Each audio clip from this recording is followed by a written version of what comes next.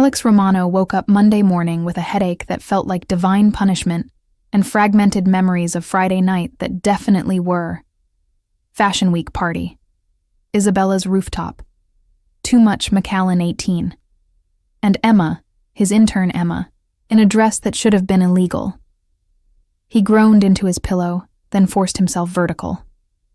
41 was too old for hangovers. 41 was definitely too old for whatever the hell he'd done Friday night. Shower, coffee, pretend Friday didn't happen. That was the plan. The plan died when he grabbed his dress shirt from Friday and saw the lipstick stain on the collar. Dark red, unmistakable, very clearly not his shade. Fuck. The memories came back in flashes. Stairwell, Emma against the wall, his hands in her hair, her lipstick, that exact shade, her mouth on his, her fingers gripping his collar, pulling him closer.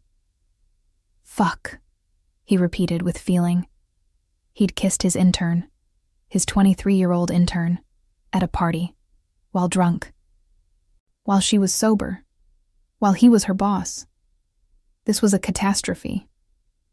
Alex stood in his closet holding the evidence of his terrible judgment and tried to piece together exactly how catastrophic the situation was. The kiss had been, his brain helpfully supplied details, intense, mutual, very mutual. Emma had kissed him back with enthusiasm that suggested she'd been thinking about it for a while, which didn't make it better. If anything, it made it worse because it meant the tension he'd been pretending didn't exist. For 6 months was very real and very mutual and very much a problem. He needed to talk to her, apologize, establish boundaries, make sure she wasn't uncomfortable or feeling pressured or planning to sue him for harassment. He definitely needed coffee first. At the office, Alex arrived at 7:30, early even for him, and found Emma already at her desk. Of course she was. Emma was always early, always prepared, always 3 steps ahead of whatever he needed.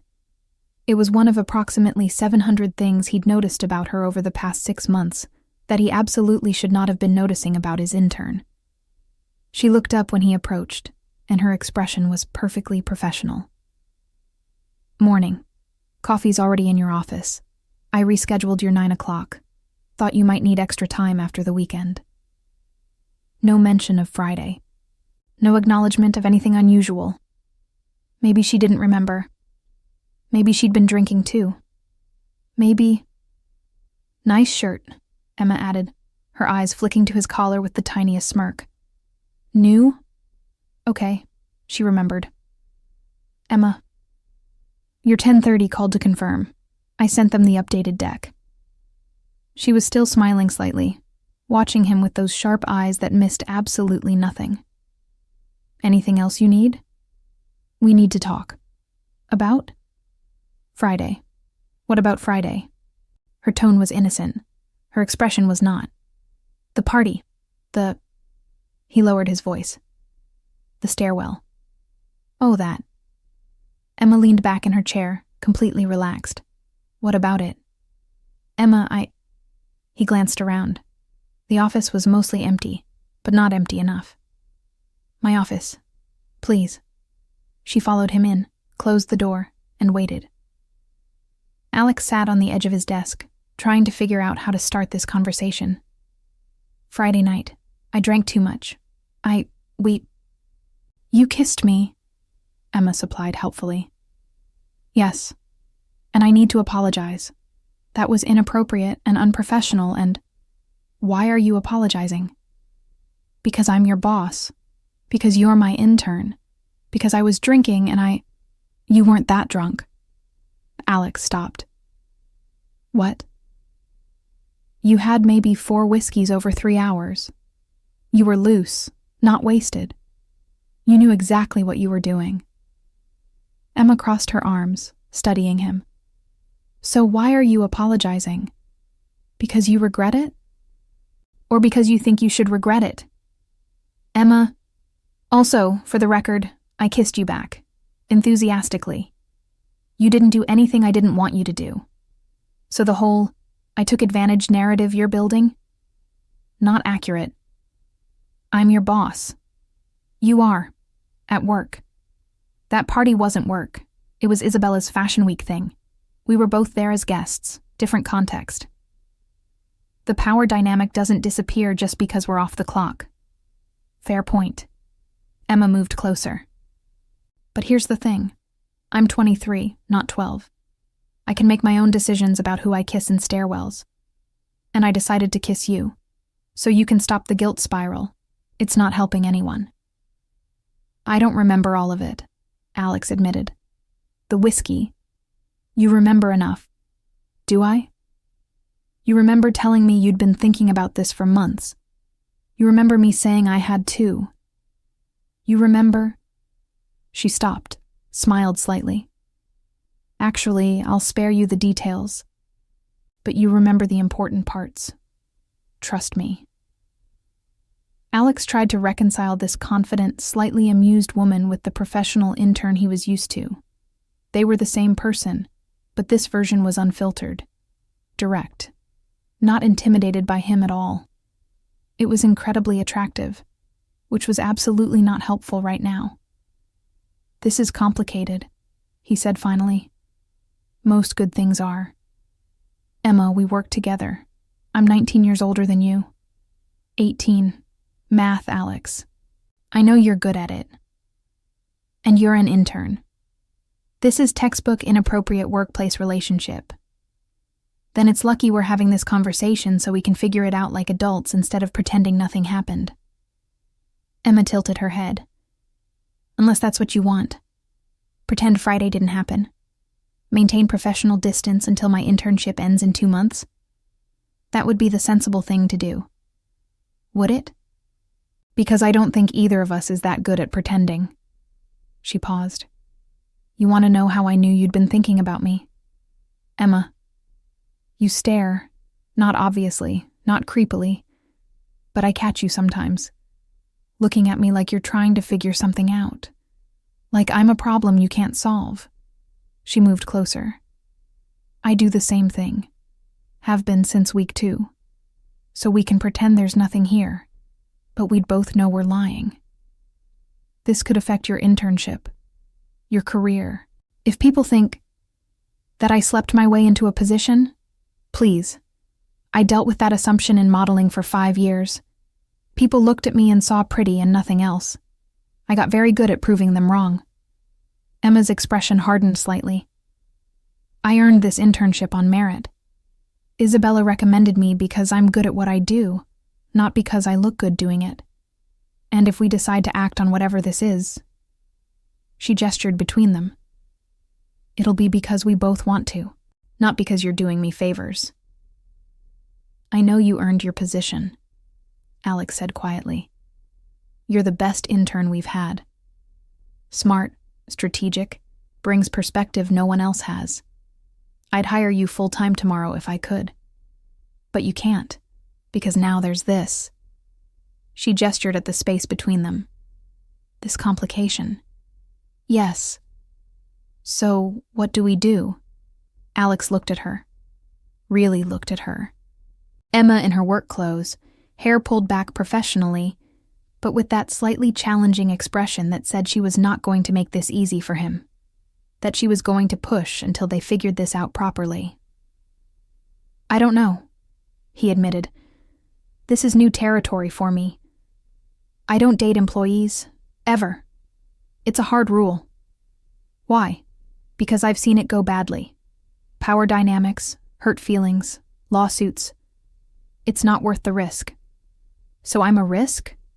No. Yes. I don't... He stopped, gathered his thoughts. You're a complication I didn't plan for. And Friday night was... Was what? A mistake. A good mistake, but still a mistake. Emma studied him for a long moment, and he couldn't read her expression. Finally, she nodded. Okay. If that's how you want to frame it, mistake, then fine. We'll pretend it didn't happen. I'll finish my internship professionally. You'll pretend you don't notice me. Everyone wins. She turned to leave. Emma, wait. No, it's fine. You're right. It was a mistake. Probably the whiskey. Probably just Friday night weirdness. Nothing to worry about. She opened the door, paused. For what it's worth, though, that stairwell kiss? Best mistake I ever made. She left before he could respond. Alex sat in his office, staring at the closed door, wondering how the conversation had gone so completely sideways. He'd meant to establish boundaries, apologize, make sure she was okay. Instead, he'd called the best kiss of his life a mistake and watched her walk away looking disappointed.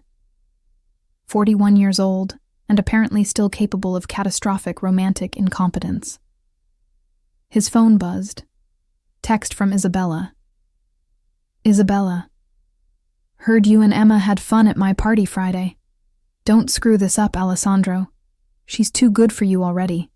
Don't make it worse. Alex. How do you already know about this? Isabella. Emma texted me Saturday. Said you kissed her. Asked if I thought it was a bad idea. I told her you were hopelessly into her and terrible at admitting feelings. Was I wrong? Alex. This is not helpful. Isabella. You're welcome. Also, she likes peonies, in case you're planning any grand gestures, which you should be. Don't make me regret introducing you two. Alex. You didn't introduce us. You gave her my name for the internship. Isabella. Same thing. Now fix whatever you said this morning that made her call you an emotionally constipated corporate robot. Her words. Alex stared at his phone. Emma had already talked to Isabella. Already decided he'd screwed up the conversation. Already labeled him emotionally constipated, which was honestly fair, but also annoying. He needed to fix this. Needed to... His office door opened. Emma, back, holding a tablet. Sorry to interrupt your crisis spiral, but your 10:30 is here early. Do you want me to put them in the conference room or... Emma. Also, HR called. They want to schedule something with you this afternoon. I said you were available at 3. Was that okay, or should I reschedule? HR called? Yes. About internship evaluations, probably. End of quarter. Her expression was perfectly neutral. Unless there's another reason they'd be calling. Did you... Report Friday? No. But if you're this worried about it, maybe you should preemptively disclose. Just in case. She tilted her head. Or we can keep pretending it was a mistake and never speak of it again. Your call, boss. The way she said boss was just slightly sardonic, like she was testing the word, seeing if it still fit. Put the client in the conference room, Alex said. Tell them I'll be there in 5 minutes. And HR? Keep the 3 p.m. I'll figure it out. Sounds like a plan. She turned to leave, then paused. For what it's worth, I don't regret Friday, at all. Even if you do. I don't regret it, Alex said quietly. Then why call it a mistake? Because I don't know what else to call it. Because I don't know how to do this without it becoming a problem. Because He stopped, frustrated. Because I don't want to be another powerful man taking advantage of a younger woman in a vulnerable position. Even if that's not what this is. It's not. Emma's expression softened slightly. Look, I get it. Age gap, power dynamic, all the reasons this is complicated. But you're not taking advantage of me. I have agency. I make my own choices. And I chose to kiss you Friday. Sober. Fully aware of what I was doing. You were sober? I had 1 glass of champagne 3 hours before that stairwell. I was completely sober. You're the one who can't remember parts of it. I remember, Alex said. Maybe not every detail, but I remember you. How you looked, how you felt, how you... He caught himself. I remember enough. Good. Then stop apologizing for it. If you don't want this, whatever this is, then fine. Say that. But don't pretend it was just whiskey and bad judgment. We both know better. She left before he could figure out how to respond. The meeting with the client was a disaster. Alex couldn't focus, kept losing his train of thought, twice called them by the wrong company name. By the time they left, politely but clearly unimpressed, he'd confirmed what he already suspected. He was completely, catastrophically distracted by his intern. At noon, his brother called. "You kissed Emma?" Marco said without preamble. "How does everyone know about this?" "Isabella told Mama. Mama told everyone. Now the entire family is invested in your love life.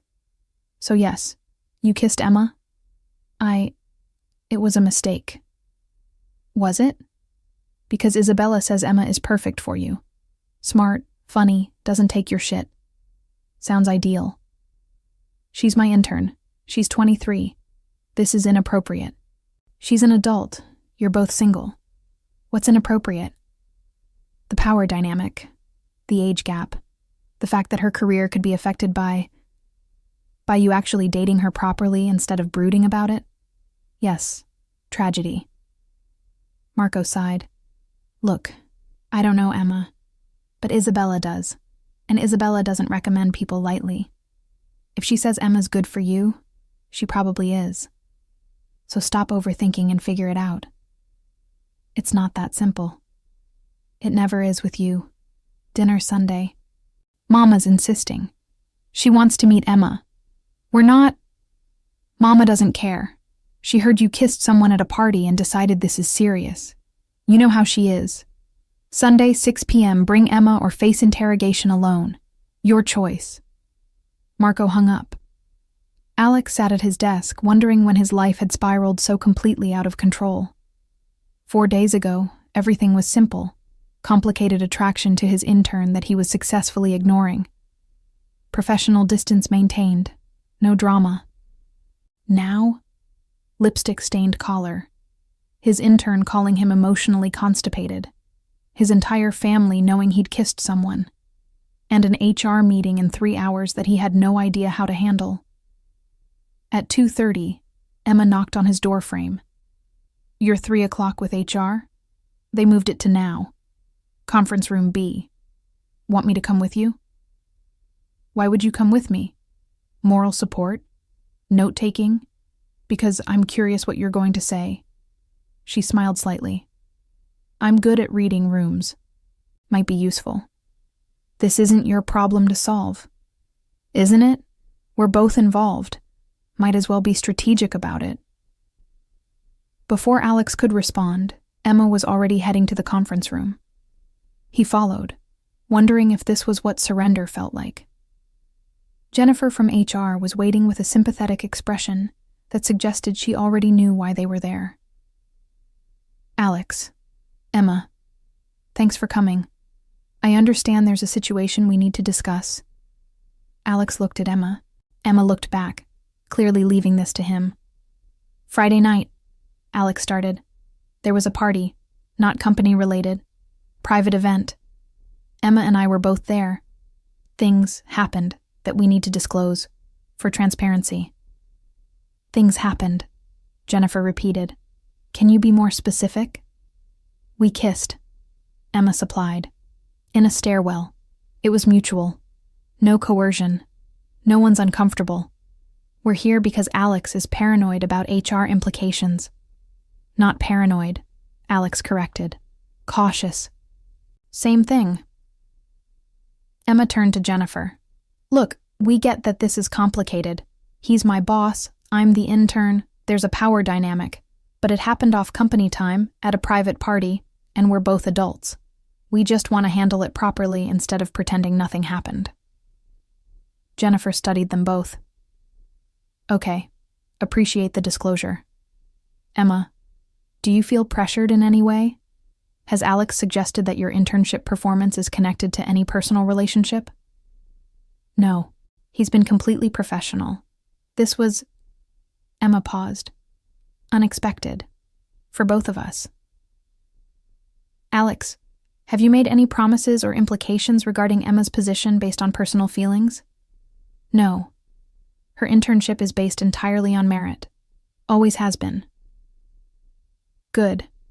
Then here's the situation. Jennifer pulled out forms. You can continue working together, but we need documentation. No preferential treatment. No retaliation if things don't work out. Clear boundaries during work hours. And Emma, you need to know you can transfer to another department if you're uncomfortable. No judgment. No consequences. I don't want to transfer, Emma said. I like my position. I'm good at it. Why should I have to move because of one kiss? You don't have to. It's an option. If you'd prefer to stay working with Alex, I would. Then we make it work. But Jennifer looked at both of them seriously. You need to decide what this is. Friend? Colleagues who kissed once?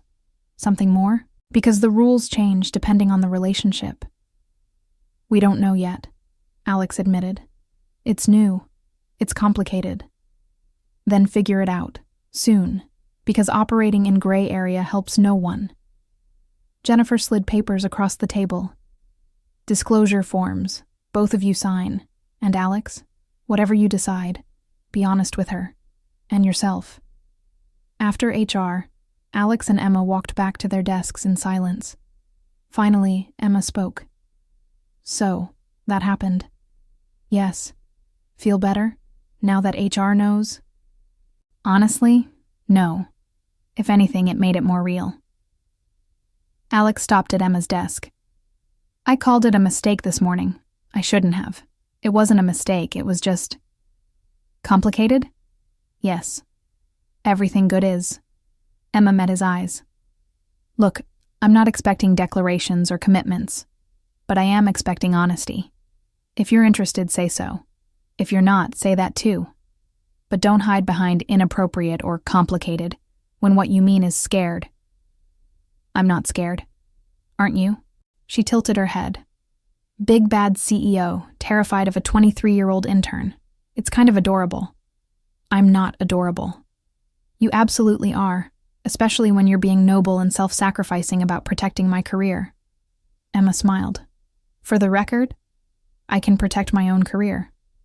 What I can't do is read your mind. So tell me, are you interested? In me? In seeing where this could go? Yes.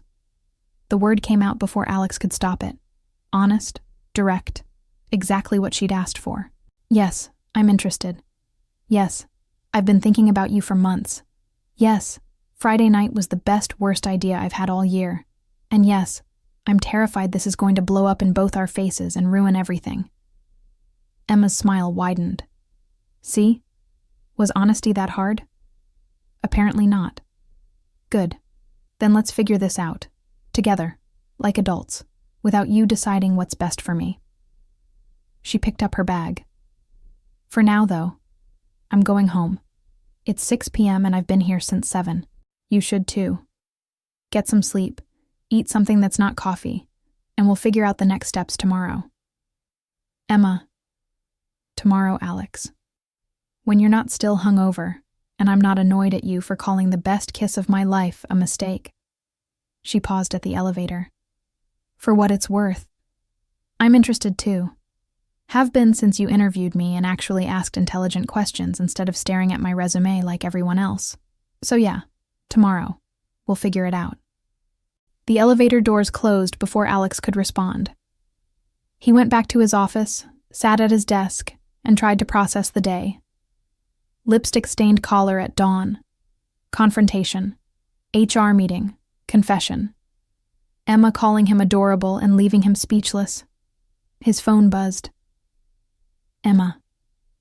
Also, for Friday's party, you told me you thought I was brilliant and beautiful in that order. Just so you know what you're forgetting. Sleep well, boss. Alex laughed despite himself. Stared at his phone. Texted back. Brilliant first, then beautiful. Sounds like me. Good night, Emma. Her response was immediate. Good night, Alex. See you tomorrow. He drove home thinking about emergency stairwells and red lipstick and interns who were far too smart for their own good.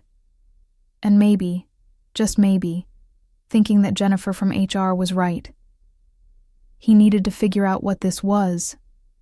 Soon. Because Emma Price was not going to wait forever for him to stop being scared. And honestly, he didn't want her to. Tuesday morning, Emma arrived at the office with 2 coffees and a strategy. The strategy was simple. Be professional, be patient, and absolutely do not let Alex Romano retreat into his emotionally constipated corporate robot mode. She dealt with difficult personalities in modeling. Photographers who screamed, designers who threw tantrums, agents who lied. Alex was nothing compared to a Milan casting director having a meltdown over shoes. Besides, under all that CEO armor and noble self-sacrifice, he was actually kind of sweet. In a brooding, overthinking, completely incapable of admitting feelings kind of way. It was adorable. She was keeping that observation to herself. "Morning," Emma said, setting his coffee on his desk. "Americano, extra shot. You looked like you needed it yesterday." Alex looked up from his computer, and she caught the exact moment he remembered everything. The confrontation, the HR meeting, his confession that he was interested. His expression did something complicated. "Morning. Thank you for the coffee." "You're welcome. Your 9 o'clock is here. Want me to tell them you need 5 minutes or... Actually, can we talk first? Just briefly?" Emma closed his office door and waited. "Yesterday," Alex started, "I said I was interested. In you. In seeing where this could go. I remember. It was 12 hours ago. I meant it. I'm not taking it back. But I also don't know how to... We need to establish parameters, boundaries, figure out what this is before... Before what? Before people notice? Before we accidentally have fun? Before you overthink yourself into paralysis?" Emma sat on the edge of his desk. "Here's what I think. We're attracted to each other. That's not changing. We work together, which is complicated but manageable. So we figure it out as we go instead of planning every detail to death. I'm methodical. You're controlling. There's a difference." She smiled to soften it. "Look, I get it. You like plans. I like winging it. We're different. But maybe that's good. Or it's a recipe for disaster. Only if we let it be." Emma took a sip of her own coffee. "My internship ends in 8 weeks. That's not long. We could wait. Maintain professional distance. Pretend Friday didn't happen. Revisit this after I'm no longer your employee. That's the safe option. Or we acknowledge that waiting 8 weeks while pretending we're not interested in each other is torture. We date carefully. We keep work professional. We're honest with HR and ourselves. We accept that it's complicated and do it anyway." Alex studied her. "You've thought about this. I spent all day yesterday thinking about this, while you were busy spiraling."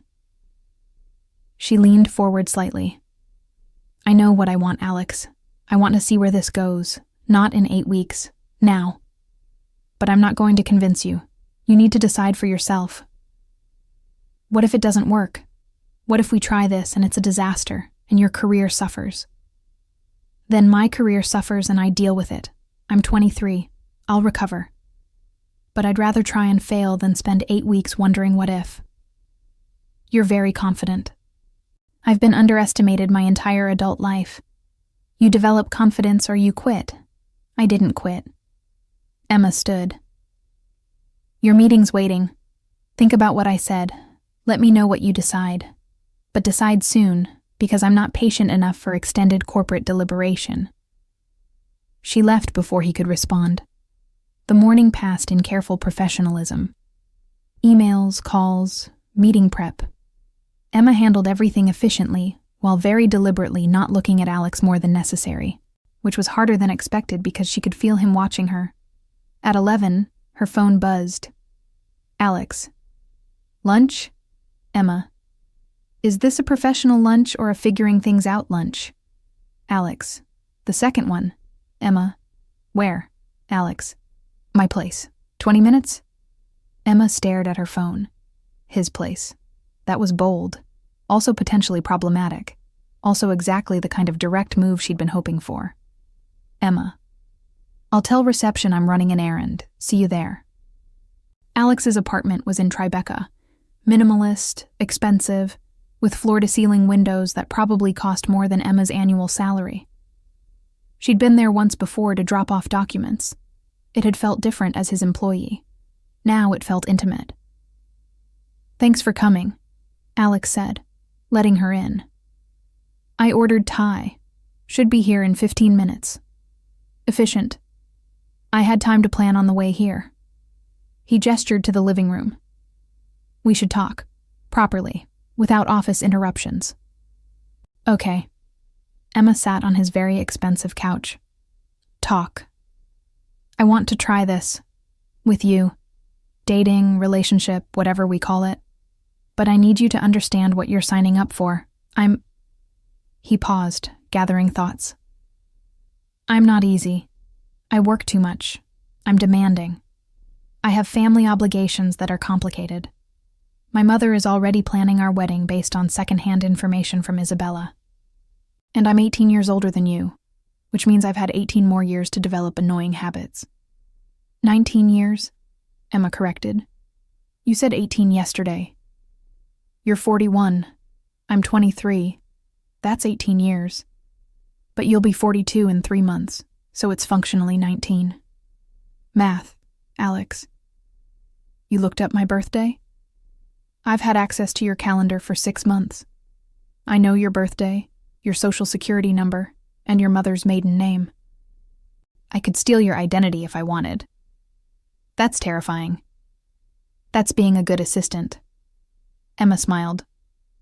For the record, I don't care about the age gap. I dated a 25-year-old when I was 21, and he was significantly less mature than you. Age is just numbers. Some people will see it differently. Some people thought I was too stupid to do anything except modeling. I stopped caring what some people think around age 19. She leaned back. Is this your way of warning me off? Listing all your flaws so I'll decide you're not worth it? I'm trying to be honest. Then be honest. Do you want this or not? I want this. I've wanted this since you walked into your interview wearing that gray suit and told me my company's brand strategy needed work. You were right, by the way. We revised the whole approach based on your suggestions. I know. I implemented half of them. Emma tilted her head. What else have you noticed? About me? Everything. You bite your lip when you're thinking. You organize files by color. You're always early. You're funny when you think no one's listening. You're brilliant in client meetings. You eat lunch at your desk because you're too busy to stop. He stopped, looking embarrassed. You asked. I did. Keep going. This is enlightening. That's enough. That's nowhere near enough, but I'll take it for now. Emma stood, moved closer. My turn. I noticed you too. You drink too much coffee. You're left-handed. You're patient with incompetence except when it's deliberate. You're kind to cleaning staff and delivery people. You remember details about everyone who works for you. You play piano. I found concert programs in your desk drawer once. You're scared of commitment but pretend it's about pragmatism. And you look at me like I'm a puzzle you can't solve but really want to. You went through my desk? You asked me to find a file. I found concert programs instead. You play? I used to. Not anymore. Why not? No time. Or no one to play for. Emma watched his face. You're lonely, Alex. Successful, respected, surrounded by people. But lonely. I recognize it because I was too. Modeling's isolating. Everyone wants a piece of you, but nobody actually knows you. It's exhausting. Is that why you quit? Part of it. Also because I was tired of being decoration. I wanted to build things instead of just looking pretty while other people built them. She smiled. Plus, I'm way better at brand strategy than I ever was at smiling on command. You're excellent at brand strategy. I know. Isabella told me you said that to HR yesterday. Called me the best intern you'd had. I did, because it's true. Good. Then you won't mind when I tell you your noon meeting needs to be rescheduled because the client's assistant called while you were brooding in here. I already moved it to Thursday. You're still working? On your lunch break? I'm efficient. It's one of my many excellent qualities. Emma's phone buzzed. That's the Thai food. I'll get it. They ate lunch on his couch, talking about work and nothing and everything. Emma told stories about ridiculous modeling gigs. The time she'd had to pose with a live snake, the designer who'd made everyone wear ice shoes, the photographer who'd insisted on shooting in a meat locker. You're joking, Alex said. I'm completely serious. Fashion is weird, but it paid for my MBA, so I don't regret it. She stole a piece of his pad thai. What about you? Any ridiculous early career stories? I started in the mailroom, worked my way up. Very boring and traditional. Liar.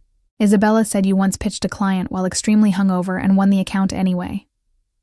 Isabella talks too much. Isabella cares about you. She wants you to be happy. Emma set down her fork. Speaking of Isabella, she invited me to her show next week. Fashion Week's still happening. You want to come? To Fashion Week? To support Isabella. Also to prove we can be in the same space without either of us combusting. She smiled. Plus, I want to see you in a different context. Not boss, not potential boyfriend. Just you, dealing with chaos. I hate chaos. I know, that's why it'll be fun. Alex laughed despite himself. You're terrible. I'm delightful. There's a difference. They finished lunch, cleaned up, and somehow ended up standing very close in his kitchen. We should probably go back to the office, Alex said, not moving. Probably. Emma didn't move either. People will notice we left at the same time. They definitely already noticed. Emma, are you going to kiss me or keep talking about why you shouldn't? Alex kissed her. Different from the stairwell. Slower, more intentional, less whiskey, and more choice. Emma made a happy sound and pulled him closer.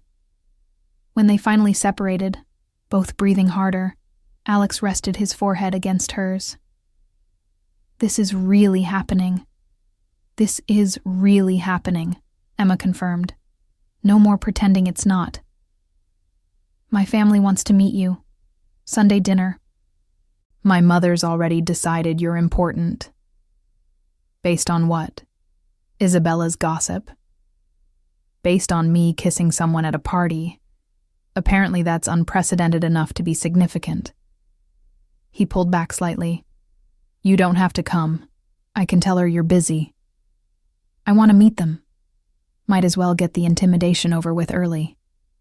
They're not intimidating. They're loud and invasive and will ask inappropriate questions, but not intimidating. Alex, I've met Donatella Versace. Your family cannot possibly be scarier than Milanese designers. They went back to the office separately. Emma first, Alex 10 minutes later. Professional. Careful. Except everyone absolutely knew something had changed. You're glowing, her desk neighbor Marcus said. New moisturizer? Something like that, Emma replied, not bothering to hide her smile. Wednesday and Thursday passed in careful balancing. Professional at work, meetings, emails, presentations. But small moments that were just theirs. His hand brushing hers, passing documents.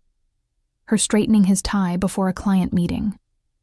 Text messages that were ostensibly about work, but actually about dinner plans, and whether she liked Italian or preferred Japanese. By Friday, the office had definitely noticed. So, Sarah from Creative said, cornering Emma in the break room. You and Alex? Me and Alex what? Come on. He looks at you differently. You look at him differently. Something's happening.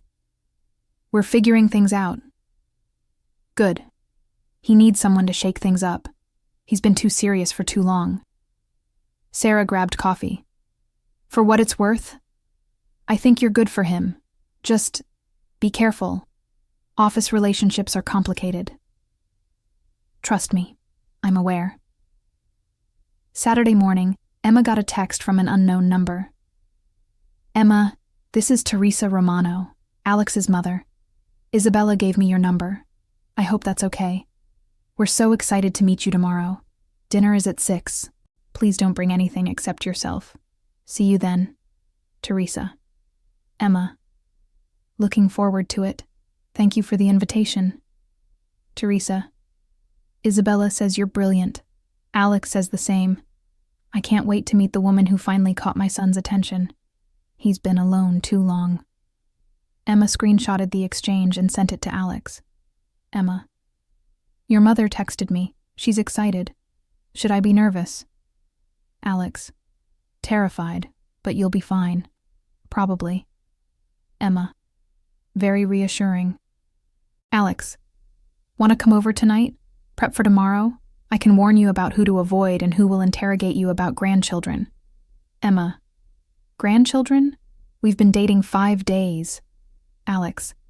Italian mothers don't care about timelines. They care about intentions. Bring wine. You'll need it. Saturday evening, Emma showed up at Alex's apartment with wine and questions. Okay, she said, settling on his couch. Brief me. Who's going to be there? What should I avoid talking about? Do I need to know Italian? About 20 people. Avoid politics and mention of my ex-fiancé from 5 years ago. And no, English is fine, though Nonna might test you with Italian. Alex poured wine. My mother will be warm but invasive. My father will be quiet but observant. I have 2 brothers, Marco and Luca. Both will give you shit to see how you handle it. Various cousins, aunts, uncles. Nonna Rosa, who's 96 and terrifying. 96? Sharp as ever. She'll ask if you're serious about me. Just be honest. Am I? Serious about you? Alex looked at her. Are you? I'm here, aren't I? Preparing for family dinner after 1 week of dating. I'd say that's fairly serious. Fair point. He moved closer. I'm serious about you, just so we're clear. This isn't casual for me. Good, because I don't do casual. Emma kissed him. Now, tell me more about this ex-fiancée I'm not supposed to mention. Her name was Victoria. Good family. Right connections. Completely wrong for me. We lasted 6 months. She wanted the lifestyle, not me. We ended it. She married someone else. Everyone moved on. But your family still thinks about her? My mother compares everyone to her, usually unfavorably. So you're already winning. Low bar. Very low bar. You cleared it by actually liking me as a person. They spent the evening talking, planning, preparing. Emma learned about Romano family dynamics. Who was feuding with who? Which topics were safe? How to navigate Teresa's well-meaning but invasive questions. Around midnight, Alex walked her to the door. Thank you for coming tomorrow. I know it's a lot. It's family. Of course I'm coming. Emma kissed him softly. For what it's worth, I'm looking forward to it. Meeting the people who made you neurotic and brilliant sounds enlightening. Neurotic? You color code your email folders and have 3 backup plans for everything. That's not normal, Alex. That's neurotic. That's organized. That's both. She smiled. See you tomorrow. 6 p.m. I'll bring wine and my best behavior. You don't have to. I want to. Stop trying to talk me out of things. It's not going to work. Sunday at 6 p.m., Emma stood outside the Romano family brownstone in Carroll Gardens, holding expensive wine and trying not to be nervous. This was fine. She'd done more intimidating things. Fashion Week castings, runway shows in front of thousands. This was just dinner with her boyfriend's Italian family. Her boyfriend of 1 week whose mother was already planning their wedding. Completely normal and not at all terrifying. Alex opened the door before she could knock. Hey, you came. I said I would. I know, I'm still slightly amazed. He kissed her quickly. Ready? Absolutely not. Let's do this. The Romano house was chaos in the best way. 20 people, 5 conversations happening simultaneously, children running around, something delicious cooking in the kitchen. Teresa appeared immediately. Emma, you're here. Come in, come in. Don't stand in the doorway. She pulled Emma into a hug before she could offer a handshake. Alessandro, she's beautiful. Isabella didn't exaggerate. And look at her face. Intelligent eyes. This is good. Mama, let her breathe. I'm letting her breathe. I'm welcoming her. There's a difference. Teresa turned back to Emma. You're the model, yes? Isabella said you modeled, but now you're in business. Smart girl. Pretty is temporary. Brains last forever. Thank you. It's lovely to meet you. Come, meet everyone. Antonio, come meet Emma, Alex's girlfriend. Finally. The evening passed in a blur of introductions. Antonio, quiet and kind. Marco and Luca, exactly as annoying as Alex had warned. Various cousins whose names Emma immediately forgot. Aunt Maria, who asked if she wanted children. Uncle Giuseppe, who asked about her family background. And Nonna Rosa, presiding over everything from the head of the table, watching Emma with sharp eyes. So, Nonna said in heavily accented English, you're the girl who kissed my Alessandro. I am, though technically he kissed me first. Good. He should make first move. Shows confidence. Nonna studied her. You're very young. I'm 23. He's 41, that's big difference. 18 years, we're both aware. You care about difference? Not particularly. I care about whether we're good together. Age is just math. Nonna smiled. Smart answer. You have fire. Good. Alessandro needs fire. He's too serious. Too much work. Not enough life. You make him smile, yes? I try. Good. Keep trying. He needs it. Nonna patted her hand. I like you. You stay. That was apparently Nonna's blessing, because the rest of the family relaxed immediately. Dinner was magnificent chaos. 7 courses, everyone talking simultaneously.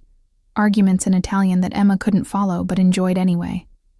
Teresa kept adding food to her plate. Antonio asked intelligent questions about her business degree. The brothers teased both her and Alex mercilessly. So, Emma, Marco said over dessert, how long before you realize Alex is boring and run away? I'd say 6 months, maybe a year if she's patient, Luca added. I like boring, Emma replied. Boring is reliable. After 5 years of fashion chaos, boring sounds perfect. She just called you boring, Marco told Alex, to your face, at family dinner. I like her. I didn't mean... No, he's definitely boring, Alex agreed. It's fair. After dinner, Teresa pulled Emma into the kitchen. Help me with dishes? Of course. They washed in comfortable silence for a moment before Teresa spoke. Alessandro is my oldest, first son. I worry about him. He works too much. Doesn't let people close. His engagement to Victoria... She paused. That was wrong for many reasons. She wanted the name, not him. It hurt him, made him more careful, more guarded. I'm not Victoria. I can see that. You look at him differently, like you see him, not what he has. Teresa handed Emma a dish. You know about his business? What his family does? I know it's complicated. I know there are aspects that aren't entirely legal. I don't ask for details I don't need. Smart girl. Some things are better not knowing. Teresa studied her. You make him happy. I see it in his face. He smiles more, laughs more. That's all I want for my son. Someone who makes him happy. I'm trying. Keep trying. And Emma, you're welcome here, always. Family is important. You're part of family now. Later, leaving around 10 p.m., Alex walked Emma to her car. So, verdict? Your family is wonderful. Loud, invasive, slightly terrifying, but wonderful. They loved you. Nona gave you approval. That's rare. Your mother asked if I knew about the business. What did you say? That I knew it was complicated and I didn't ask questions I didn't need answers to. That was diplomatic. I'm smart like that. Emma kissed him. Thank you for inviting me, for letting me meet them. Thank you for coming, for handling the chaos, for not running away when my brother called me boring. You are boring, but I like it. She smiled. See you tomorrow, at work, where we'll be professional and appropriate. Unless we're in my office with the door closed. Unless that, obviously. Emma drove home thinking about Romano family dinners and Nona's approval and Teresa's welcome, thinking about how natural it had felt, how right. 1 week of dating and she'd met his family. 1 week and she was already part of something bigger than just them. It should have been terrifying. Instead, it felt like coming home. 6 weeks after the lipstick incident, as it was now known in office legend, Emma's internship was ending on a Friday. The past month and a half had been a masterclass in professional boundaries and creative workarounds. They dated on weekends. They were colleagues during office hours. They maintained appropriate distance in meetings while absolutely not maintaining appropriate distance in Alex's office when the door was closed. It was working. Mostly. Last day, Marcus from the neighboring desk said Friday morning, "Congrats on surviving. Most of Alex's interns don't make it 3 months." Most of Alex's interns weren't dating him, Emma replied. Fair point. You're sticking around though, right? He'd be lost without you. We'll see. The truth was more complicated. Alex had mentioned a full-time position twice, both times awkwardly, both times insisting it wasn't related to their relationship, both times making it clear the offer was based entirely on merit. Emma believed him. She'd earned her place here. Her work was excellent, her insights valuable, her client relationship strong. She'd single-handedly saved the Mitchell account when they'd threatened to walk. She'd redesigned the intern program to actually be useful. She'd done everything right. But accepting a full-time offer from her boyfriend still felt complicated. Emma? Alex's voice from his doorway. Can we talk? My office? Professional or personal? Both. She followed him in, closed the door. He looked nervous, which was unusual. Alex didn't do nervous. Your internship ends today, he started. I'm aware. I have a full-time offer. Director of Brand Strategy. Significant salary increase. Your own team. Not working directly for me anymore. You'd report to Patricia. Different power dynamic. Less complicated. You're offering me a job. I'm offering you the job you've earned. The one you deserve. Completely independent of us dating. Patricia approved it. HR signed off. The decision is yours. And if I say no, then you say no, and I'll write you the best recommendation letter in history. And we'll keep dating if you want. The job and the relationship are separate. Emma studied him. You mean that? I mean that. You're brilliant at this work. But you're also brilliant at lots of things. If you want to go somewhere else, do something different, I'll support that too. What do you want me to do? I want you to take the job, work here, build amazing campaigns, and let me take you to dinner tonight to celebrate your last day as an intern and first day as director. Director? That's a big jump from intern. You're ready for it. You've been doing director-level work for weeks. We're just making it official. Emma moved closer. You're sure this isn't about us? About keeping me close?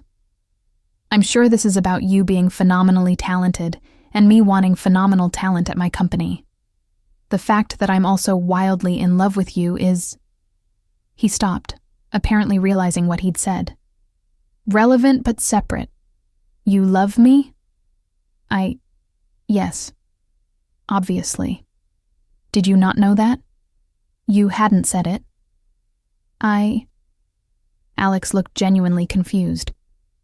I thought it was obvious. I introduced you to my family.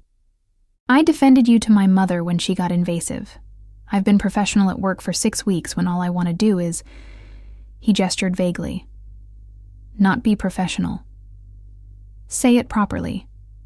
What? Say you love me, properly, not as a panic confession while offering me a job.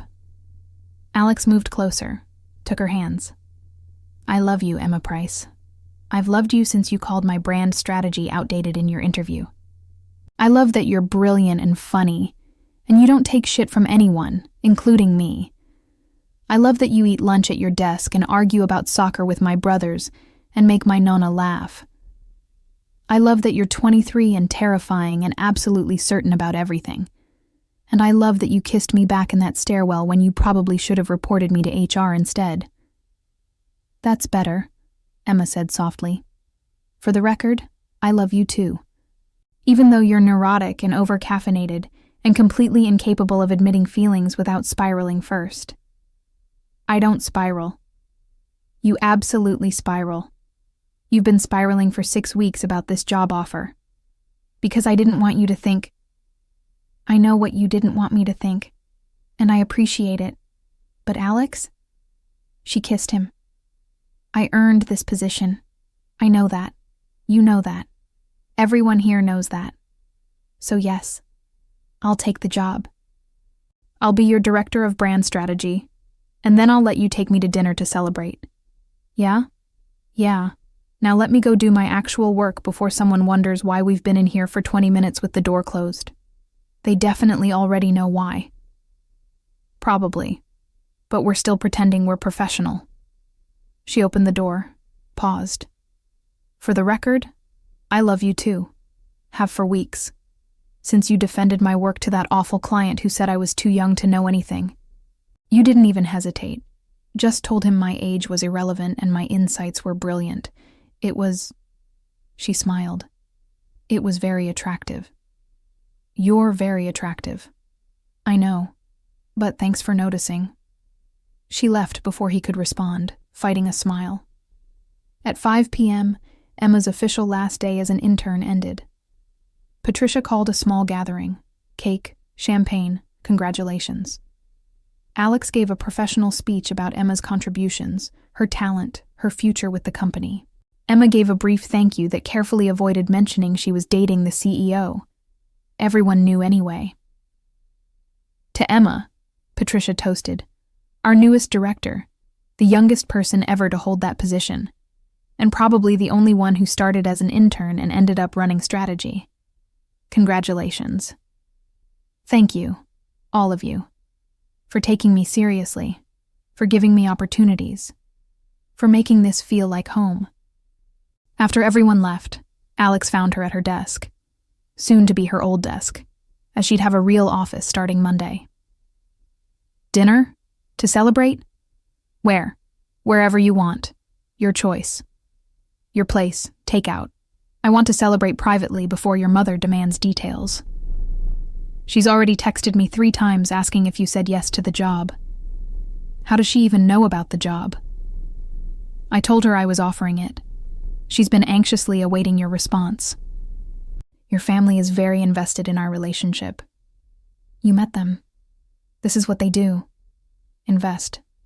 Meddle. Have opinions. He pulled her closer, not caring who saw. Is that okay? The family involvement? It's wonderful. I've never had family like that. Emma paused. It's nice. Overwhelming, but nice. They ended up at his place with Thai food and champagne, celebrating her promotion and the end of complicated intern boss dynamics. So, Emma said, curled up on his couch, Director of Brand Strategy. That's a real title. It's your title. You earned it. I did, but I'm still only 23. Some people are going to have opinions about my age, and about us. Let them have opinions. You're brilliant. You'll prove them wrong in about 6 seconds. Confident. Accurate. Alex refilled her champagne. What would you have done if I hadn't offered you the job? Applied somewhere else, proved myself there, probably texted you annoying updates about how much better their brand strategy was than yours. You would not. I absolutely would. I'm petty like that. She smiled. But I'm glad I don't have to. I like working with you, even when you're being neurotic about coffee temperatures. Coffee temperature matters. Coffee temperature is irrelevant. You're just controlling. I'm particular. You're both.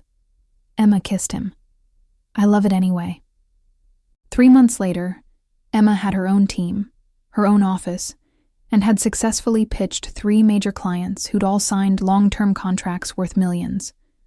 She'd also successfully convinced Alex that she could handle both professional responsibilities and dating him without either suffering. Her office was on the same floor as Alex's.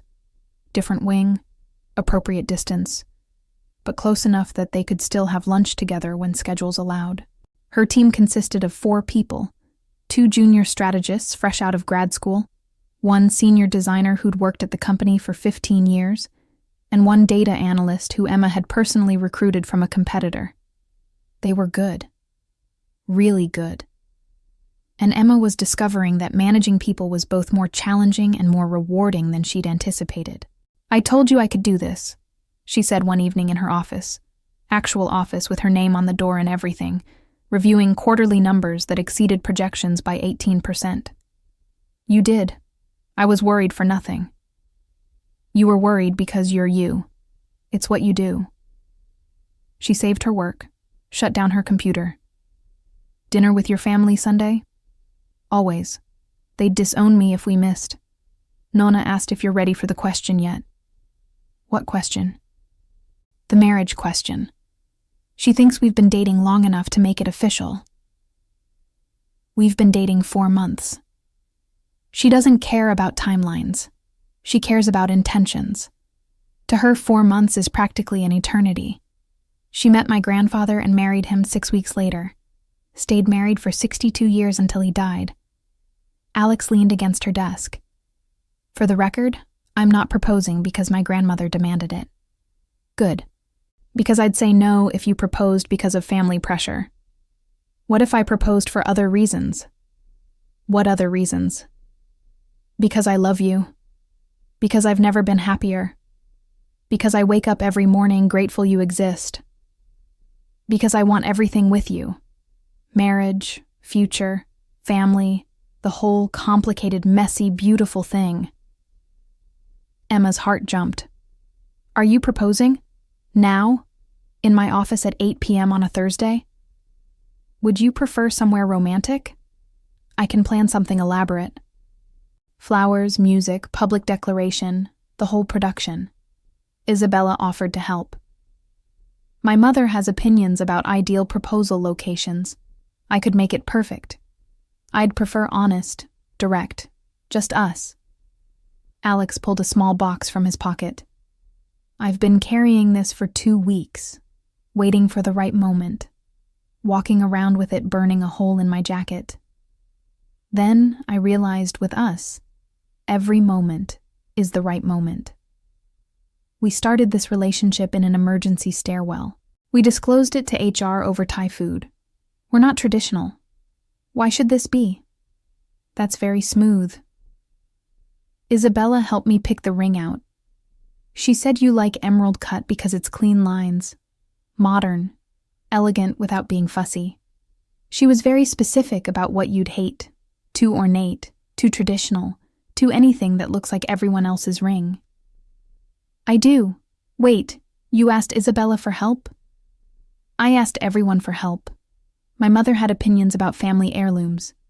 My brothers suggested I propose at a Knicks game, which I vetoed immediately. Patricia suggested somewhere meaningful to both of us.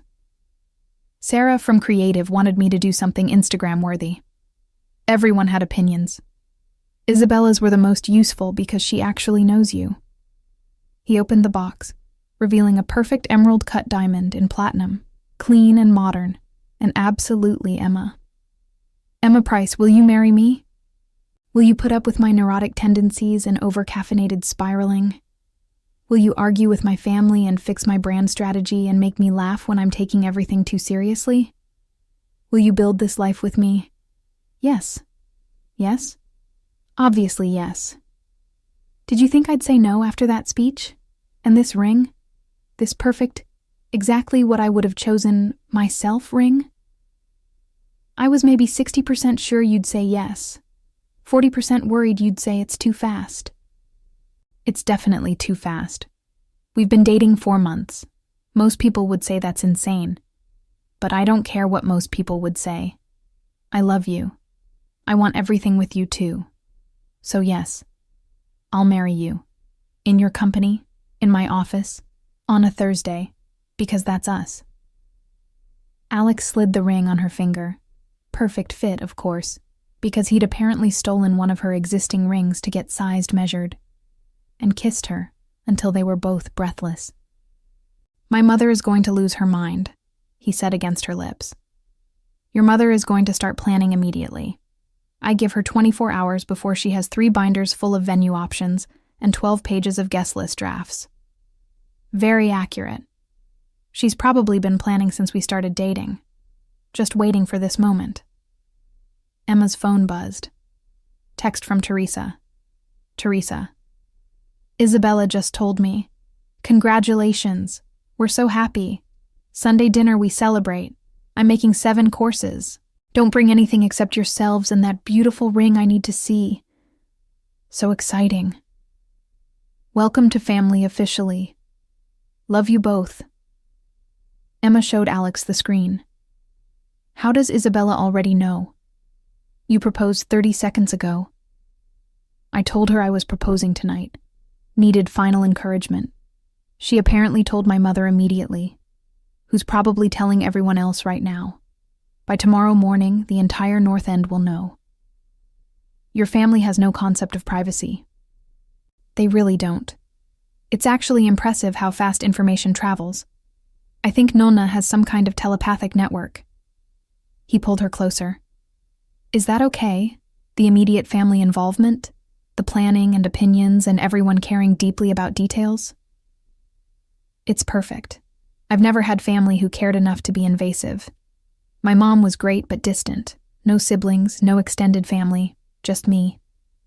So having Teresa plan my wedding and Nonna have opinions and your brothers give unsolicited advice, it's... Emma smiled. It's everything I didn't know I needed. Planning the wedding was exactly as chaotic as expected. Teresa had 17 binder pages of options by Monday morning. Nonna had opinions about everything from flowers to music to the specific type of pasta that must be served. Marco and Luca fought over best man duties until Alex told them they were both best men. Isabella designed Emma's dress as a wedding gift. Various aunts contributed family recipes. The cousins debated venue options. It was loud and overwhelming and absolutely perfect. I feel like I'm planning a wedding with 100 mothers, Emma told Alex one evening, reviewing Teresa's latest batch of suggestions. That's accurate. You are. My family doesn't do anything quietly or simply. It's all or nothing. I love it. It's exhausting, but I love it. She kissed him, though I'm putting my foot down on ice sculptures. Your mother wants ice sculptures of us. That's too much. Agreed. Ice sculptures are vetoed. What about the doves she suggested? Also vetoed. We're not releasing doves. We're having a nice, normal wedding, with only moderate chaos. Moderate chaos is the Romano family baseline. You're asking for miracles. They got married 6 months later. Not because they needed 6 months to plan, but because Teresa insisted that proper weddings required proper timelines, and 6 months was the absolute minimum acceptable planning period. The ceremony was in the Romano family brownstone backyard, transformed by Isabella's designer friends into something elegant and beautiful and slightly over the top in the best way. White flowers everywhere, string lights in the trees, a canopy covered in peonies, Emma's favorite, which Alex had remembered from their very first real conversation about flowers. Approximately 100 family members attended, plus friends, colleagues, clients who'd become friends. Patricia cried through the ceremony. Sarah from Creative took approximately 800 photos. Emma's former modeling friends were scandalized by how normal and non-fashion the event was. "You're wearing white," one of them said. "Actual white. Not cream or ivory or bone, just white." "I like white. Sue me," Teresa cried through the entire ceremony. Nona proclaimed it acceptable, which was high praise. Antonio walked Emma down the aisle since her own father was absent, a gesture that made Emma tear up unexpectedly. "You're officially family now," Nona told Emma afterward. "No escaping. You're stuck with us forever." "Good. I like being stuck." The reception was chaotic and loud and absolutely perfect. Dancing until midnight, endless food, speeches from everyone. Marco's best man toast was mostly stories about Alex being neurotic. Emma's maid of honor, her friend from modeling days, told embarrassing stories about runway disasters. "Best day of my life," Alex said during their first dance. "Better than when I took the job." "So much better, though that was also excellent." "Better than the stairwell kiss?" "Different category. All the best days involve you, though. That's the pattern." Emma laughed and pulled him closer. "I love you, even though you proposed in my office on a Thursday. You said you preferred honest over romantic. I did, and it was perfect. You're perfect. This is perfect." Epilogue. 2 years later. Emma sat in her office, bigger office now, with VP of Brand Strategy on the door, reviewing campaign proposals when her phone buzzed. "Alex. Lunch?" Emma. "Your place or mine?" "Alex. Yours. I have something to show you." 20 minutes later, Alex appeared in her office with takeout and a mysterious expression. "What are you showing me?" Emma asked. "This." He handed her a piece of paper, found it cleaning out old files. It was her original internship application from 2 years ago. Cover letter, resume, writing sample. At the bottom, in Alex's handwriting, "Interview. Promising candidate. Keep an eye on this one." "You wrote that the day I applied?" "I did." "You stood out immediately. Smart, unconventional background, excellent writing. I knew you'd be good." "You knew I'd be your VP. I knew you'd be something special. VP, director, CEO eventually maybe. You were always going to be successful." "And the dating part? Did you know that?" "Absolutely not. That was a very pleasant surprise I tried very hard to ignore for 6 months." He kissed her. "Best pleasant surprise of my life, though." "Even better than me fixing your entire brand strategy?" "Even better than that." Emma's phone buzzed. "Teresa. Teresa. Nonna wants to know when you're giving her great-grandchildren. She's 98 and getting impatient. No pressure, just grandmotherly concern. Love you both." Emma showed Alex the text. "Your family is not subtle." "They've never been subtle. It's not their style." "Should we tell them we're trying? Or let it be a surprise?" "Surprise. Definitely surprise. Give ourselves 3 months of peace before they start knitting tiny clothes and planning nurseries." "Fair."